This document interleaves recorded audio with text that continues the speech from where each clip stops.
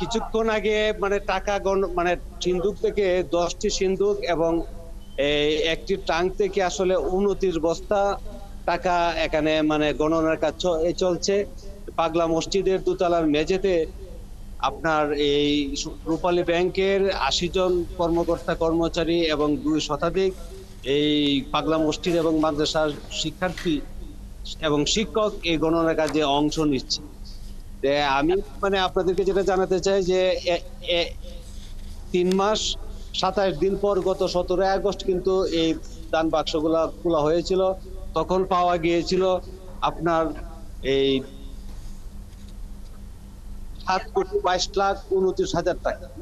এবার পাওয়া গেছে, ওই সময় পাওয়া গিয়েছিল 28 বস্তা টাকা, কিন্তু এবার পাওয়া গেছে 29 বস্তা টাকা।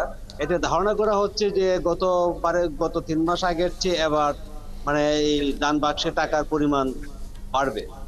আপনি আরেকটি কথা বলে রাখি যে এখানে আসলে পাগলা মসজিদ, এখানে হিন্দু মুসলমান সহ সকল ধর্মের মানুষ কিন্তু মানে এখানে দান করে থাকেন।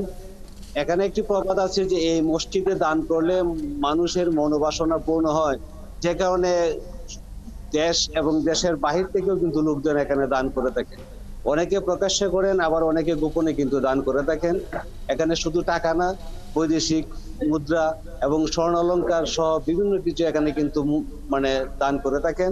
মানুষের এই মানে ইচ্ছা পূরণের আশায় কিন্তু মানুষ এখানে দান করে থাকে।